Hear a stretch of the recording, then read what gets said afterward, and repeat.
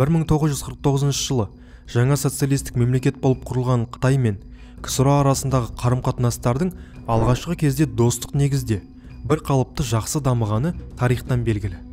Қытай компартиясы жүргізген үлкен секіру сынды солақай саясаттың салдарынан 1960 жылы Қытайда ашаршылық орын алды.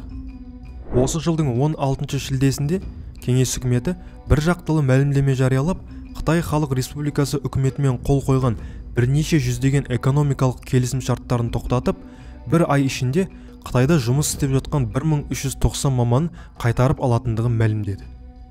Сондай-ақ Қытайға берген несие қарыздарын қайтаруға қысым жасады. Бұл оқиға Қытайдың ішкі сыртқы жағдайын қиындатып жіберді. Ежелден жері үйге атанып кеткен Іле мен Тарбағатай аймақтарындағы тұрғындар тамақтан тарығып аштыққа ұшырады.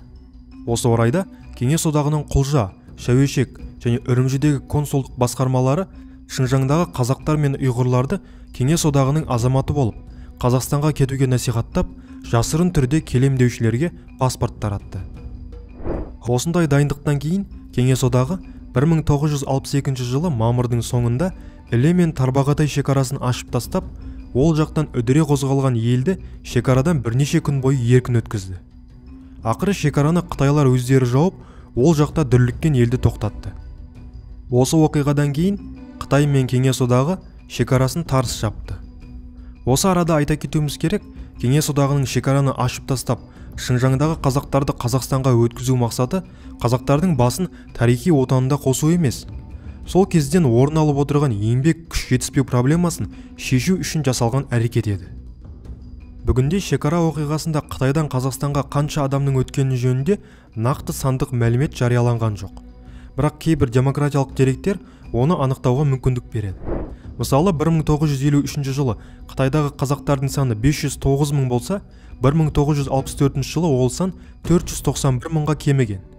Міне, осы мәліметтен сол жылдары Қытайдан 110 мыңнан аса қазақтың тарихи отанына оралғандығын байқауға болады. Осы оқиғалардан кейін екі елдің арасы тіпті салқындай бастады.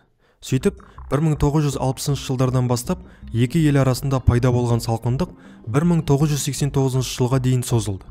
Өйткені екі елдің жетекші саяси күші болған коммунистік партиялардың арасында халықаралық саясат пен социалистік құрылысты жүзеге асырудың өзекті мәселелері жөнінде елеулі келіспеушіліктер туды. Компартиялар арасындағы идеологиялық айқас мемлекетаралық қатынастардың шиеленісуіне әкеліп соқты. Екі мемлекеттің шекара дауынан туған қарулы қақтығыстардың бірі 1969 жылы 2 наурызда қиыр шығыстағы Даманск жарты аралындағы қақтығыс болса, екіншісі 1969 жылы 13 тамызда Қазақстанның Жалаңашкөл деген жерінде болған еді. Алғашқы шекаралық қарулы қақтығыс Уссури өзеніндегі Даманск аралы үшін болды. Екі жақтан жүздеген адам, тек КСР жағынан 58 жауынгер қаза тапты. Даманскінің қытайша аты Джен Баодао екен. 1990 жылдары Ресейдің бұл аралды Қытайдікі деп мойындағанына қарағанда, сол кездегі КСР-ның ұстанған саясаты менмендік пен озбырлыққа сүйенді деп санауға болады. Оқиғалар барысында екі жақ бір-біріне қарсы шындап соғысқа дайындала бастады. Шекараның екі бетіне де жер қайысқан көп әскер шоғырландырылды. Қытай шекарасының ар жағына саны мен қарулануы жағынан қандай әскери күш шоғырланса, Қазақстанда дәл сондай мөлшердегі күштің басын біріктірген Орта Азия әскери округі құрылды. Бүгінгі күн ұғымымен келер болсақ, екеуі де қорғанушы емес, шабуылдаушы күш еді. Тянь-Шань тауларындағы Қытай мен Қазақстанды жалғастыратын бірнеше асуларға лық толтыра әскери техника қордаланып, бекіністер, ядролық қару қоймалары, аэродромдар, арсеналдар салынды. Әскери доктриналарда екі жақта бірін-бірі ең басты қарсыласы деп жариялады. Қытай мемлекетінің 1964-1967 жылдар арасында Лоп-Нор полигонында ядролық, термоядролық сынақтар өткізіп, баллистикалық ракеталар жасауы оны әлемдегі әскери жағынан аса қуатты мемлекеттер қатарына шығарды. Ядролық қаруға сүйенген сол кездегі Қытай басшылығы көршілеріне жер дауын жариялады. ақш, КСР, Ұлыбритания мемлекеттері 1963 жылы ядролық сынақтарды жерде, әуеде, суда жүргізбеу туралы шарт жасаса, ядролық қаруға ие болған Қытай оған қосылудан бас тартты. Бұрынғы заманда да қазіргі кезде де мемлекеттер арасындағы қарулы қақтығыстардың көпшілігінің себептері жер мәселесі екені тарихтан белгілі. Сол кездегі кеңес Қытай шекарасындағы даулы жерлер көлемі 33 мың шаршы шақырымды алып жатты. Қиыр шығыстан Тәжікстанға дейінгі аралықты қамтыды. 1964 жылы екі ел арасында шекара мәселелері жөнінде келіссөздер басталды. Қытай жағы екі ел арасындағы шекара туралы келісімге қол қоюды ұсынды. Кеңес алуға Мәскеуге келген КСРО делегациясының басшысын Леонид Брежнев Сусловқа жіберді. Ал ол бұл іске араласудан бас тартып, Пекинде келіссөздер кезінде өздерің бәрін реттеңдер деп шығарып салды. Бұл іс жүзінде шекара мәселесі мемлекеттік деңгейде қарап шешуден бас тарту еді. Мұны естіген Қытай премьері Чжоу Энлай бұл КСРОның үлкен қателігі болды, аяғы қан төгіске апаруы мүмкін депті. Кейін 5 жылдан соң екі ел бір-бірімен үлкен соғысқа келіге жаздағаны тарихтан белгілі. Келесі қарулы қақтығыс болған жер Жалаңашкөл. Семей облысының Алматыдан 900 шақырымдай жердегі Жоңғар қақпасының солтүстік шығысында, қазіргі Алматы облысының Алакөл ауданында болды. Ол кезде көл жағасындағы шағын ауылда шекарашылар мен ауа райын бақылау станциясының қызметкерлері тұрған. Қытай тарихында бұл жердегі қақтығыс Теректі өзені түбіндегі шиеленіс деп көрсетіледі екен. Кеңес Қытай шекарасының осы тұсы сол жылдың көктемінен мазасыз болатын. Қытай жағынан бейбіт тұрғындардың шекарадан байқамай өтіп кетулері арғы беттен кеңес шекарашыларын мас күйінде балағаттау, намысқа тиетін сөздер айту, тағы да басқа арандату әрекеттері жиіледі. Тамыздың 12-сінен 13-не қараған түні қытайлық 12 жауынгер шекарадан жасырын өтіп, Жалаңашкөлдегі 10 шақырымдай жердегі шекарашылар Каменная деп атайтын биіктікке окоп қазып бекініп алады. Таң сәріде сержант Михаил Дулепов пен жауынгер Егорцевтен тұратын шекарашылар отряды болған оқиғаны көріп, заставаға хабарлайды. Дабыл қағылып, көрші заставалардан көмек шақырылады. Шекара штабынан подполковник Никитинга бастаған офицерлер тобы тік ұшақпен оқиға болған жерге жетеді. Лейтенант Говор дауыс күшейткіш арқылы орыс және қытай тілдерінде шекара бұзушылардан кеңес жерінен кетуді талап еткенімен одан ештеңе шықпады. Жауап орнына биіктіктен оқ жауа бастады. Сөйтіп ұрыс басталды. Уақыт таңғы 7:55 болатын. Қытай жағынан 60-70 адамнан тұратын топ өз кісілеріне көмекке ұмтылды. Кеңестік шекарашыларды Никитенко, Теребанков, Говор, Ольшевский, Пучков сияқты офицерлер бастап бірнеше бронетранспортердің көмегімен ұрысқа кірді. Биіктікке бірнеше бағыттан бір мезгілде шабуыл жасалды. Шайқас 1 сағат 5 минутқа созылды. Кеңес шекарашыларының жеңісімен аяқталды. Шекара бұзушылар бірнеше жауынгерінен айырылып, өз жеріне шегінуге мәжбүр болды.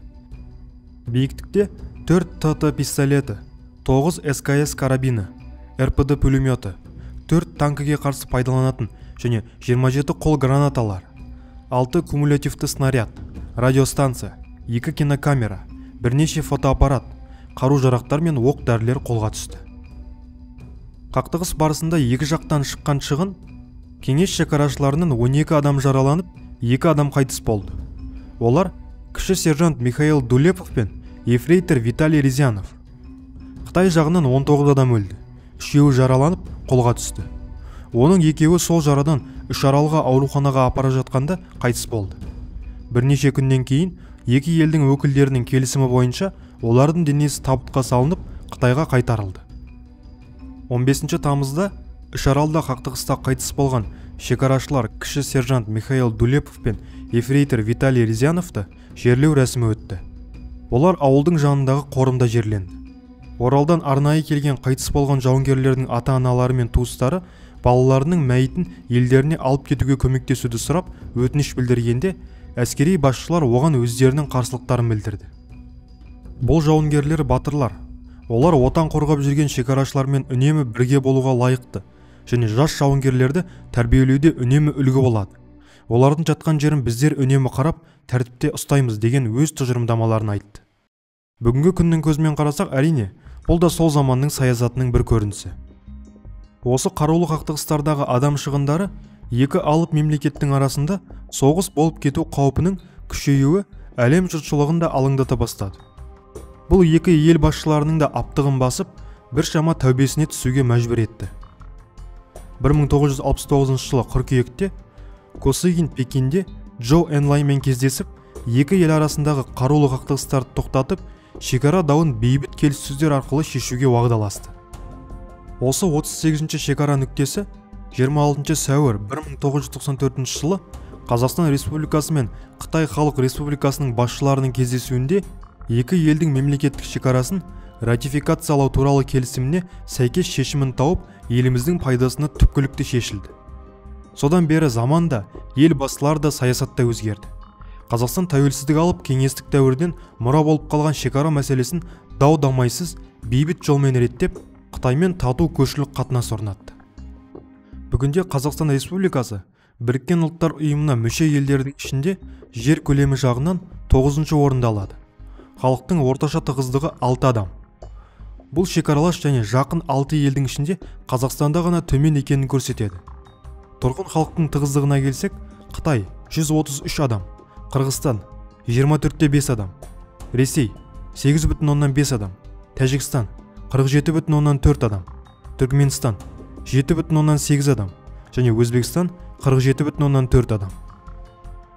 Осы 6 елдің ішінде халқы өте сирек орналасқан мемлекет тағы да Қазақстан. Шекарасы 15 мыңнан астам километр қашықтықты алып жатыр. Оның 12 мың километрден астамы сусыз аймақтан өтсе, 3 мыңдайы сулы аймақты қамтиды. Оның ішінде 8 мың километрге жуығы, яғни жартысынан көбі Ресеймен екі арада.